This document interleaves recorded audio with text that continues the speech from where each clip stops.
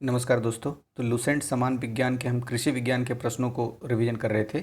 उसमें से 150 प्रश्न तक रिवीजन हो चुका है। अब 151 से देखते हैं। तो 151 नंबर प्रश्न है, निम्नलिखित में से किस फसल पर हरित क्रांति का सीमित प्रभाव पड़ा? तो दलहन पर हरित क्रांति का सीमित प्रभाव पड़ा था, तो विकल्प नंबर ए इसका सही है। जबकि चावल, गेहूँ और मक्का पर संतोषजनक प्रभाव पड़ा था। क्वेश्चन नंबर 152, द्वितीय हरित क्रांति का संबंध होगा? तो जैव प्रौद्योगिकी के प्रयोग से संबंध होगा, इसलिए विकल्प डी इसका सही आंसर है। 153, विगत एक दशक में भारत में किस एक निम्नलिखित फसल के लिए प्रयुक्त कुल कृषि भूमि लगभग एक जैसी बनी हुई है? तो तिलहन तिलहन के लिए कृषि भूमि एक जैसी बनी हुई है, विकल्प बी। 154, H/V का पूरा रूप है? तो हाई यील्डिंग वैरायटी, विकल्प सी इसका आंसर हो जाएगा। 155, भारत में नीली क्रांति के जनक के रूप में किसे जाना जाता है? तो नीली क्रांति के जनक के रूप में हीरालाल चौधरी को जाना जाता है, विकल्प सी सही है। और श्वेत क्रांति पूछे तो वर्गीज कुरियन, और हरित क्रांति पूछे तो स्वामीनाथन। 156, पीली क्रांति का किससे संबंध है? तो तिलहन से संबंधित है। पीली क्रांति का संबंध तिलहन से है। 157, इंद्रधनुषीय क्रांति का संबंध है?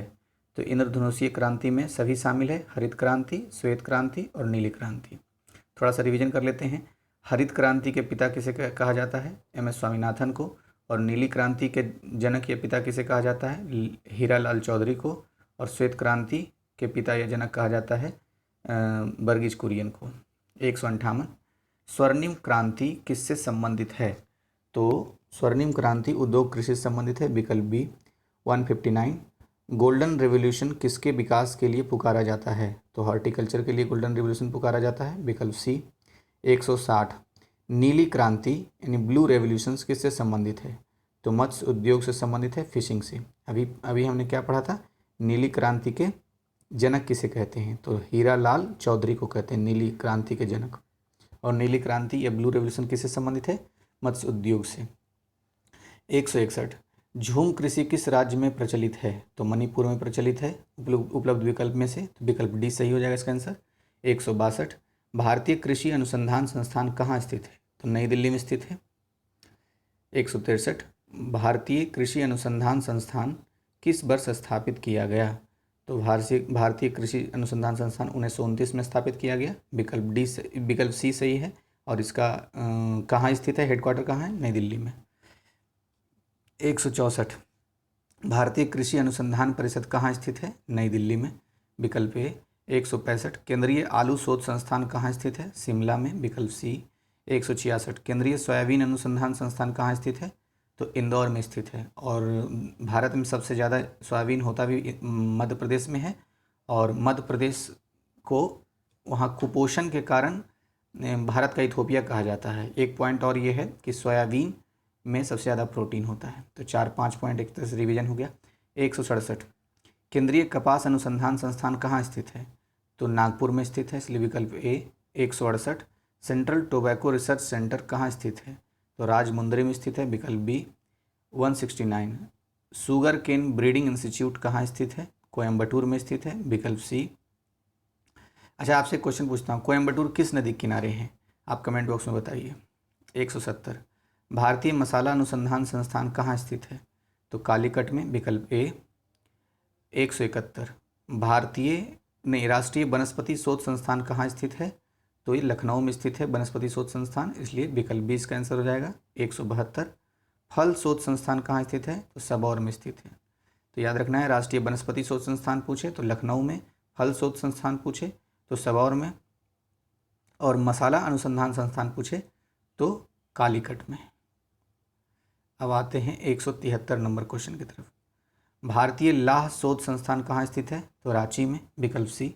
174, केंद्रीय शुष्क प्रदेश शोध संस्थान यानी कजरी कहाँ स्थित है? तो जोधपुर में, विकल्प बी। 175, भारतीय दलहन अनुसंधान संस्थान कहाँ स्थित है? कानपुर में स्थित है। 176, भारतीय गन्ना अनुसंधान संस्थान कहाँ स्थित है? तो लखनऊ में स्थित है। लखनऊ में एक और शोध संस्थान था, क्या नाम था? राष्ट्रीय वनस्पति शोध संस्थान। तो राष्ट्रीय वनस्पति शोध संस्थान भी लखनऊ में है, और भारतीय गन्ना अनुसंधान संस्थान भी लखनऊ में ही है। 177 central food technological research institute कहाँ स्थित है? मैसूर में, विकल्प सी। 178 सेंट्रल राइस रिसर्च इंस्टीट्यूट कहाँ स्थित है? कटक में। अच्छा, विश्व का राइस रिसर्च इंस्टीट्यूट कहाँ स्थित है? अगर विश्व का पूछे तो मनीला, फिलीपींस की राजधानी मनीला। और अगर भारत का सेंट्रल राइस रिसर्च इंस्टीट्यूट पूछे तो कटक। कटक कहाँ है? उड़ीसा में। 179 वन अनुसंधान संस्थान कहाँ स्थित है? Dehradun, B number option. 180 राष्ट्रीय कृषि अनुसंधान प्रबंधन अकादमी कहाँ स्थित है? तो हैदराबाद। अच्छा, हैदराबाद में एक और है, जैसे रूरल डेवलपमेंट संस्थान कोई है तो हैदराबाद में ही है। 181 राजेंद्र कृषि विश्वविद्यालय पूसा कहाँ स्थित है? तो बिहार में, विकल्प डी। 182 राष्ट्रीय जैविक कृषि यानी national centre of organic farming कहाँ स्थित है? तो गाजियाबाद में, विकल्प ए। 183 अंतर्राष्ट्रीय धान अनुसंधान संस्थान कहाँ स्थित है? फिलीपींस में। तो आ गया अंतर्राष्ट्रीय धान अनुसंधान संस्थान यानी चावल अनुसंधान संस्थान पूछे तो फिलीपींस की राजधानी मनीला में है। और सेंट्रल राइस रिसर्च इंस्टीट्यूट पूछे तो कटक में है, भारत का। 184 ग्लाइसिन मैक्स किस फसल का वनस्पति नाम है? सोयाबीन का नाम है। और सोयाबीन सबसे ज़्यादा कहाँ होता है? सोयाबीन सबसे ज़्यादा होता है ये आपका मध्य प्रदेश में। अच्छा, और सोयाबीन रिसर्च इंस्टीट्यूट भी इंदौर में है। आगे क्वेश्चंस क्या है? 185 हाइड्रोपोनिक्स क्या है? तो बिना मृदा के पौधों की खेती को हाइड्रोपोनिक्स कहते हैं। अच्छा, उसके बाद फिर क्या? 186 वपनीय यानी कैनिंग क्या है? तो बंद डिब्बों में फल संरक्षण का तरीका को क्या बोलते हैं? वपनीयन बोलते हैं या कैनिंग बोलते हैं, विकल्प है। 187 निम्नलिखित में से किसे मानव उत्पादक धान्य अन्न कहा जाता है? तो टिट्रिकेल्स को मानव उत्पादक धान्य अन्न कहा जाता है, विकल्प सी। 188 टिट्रिकेल्स किसका संकरण यानी क्रॉस है? तो गेहूं और राई का क्रॉस है, विकल्प ए। 189 भारत में कितने प्रतिशत व्यक्तियों को रोजगार कृषि एवं इससे संबंधित उद्योग धंधों से मिलता है? तो 52% लोगों को मिलता है।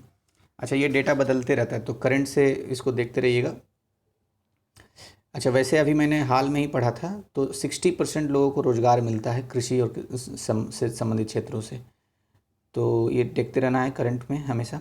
190 विश्व की कुल कृषि भूमि का कितना प्रतिशत भारत में है? तो 7.5%।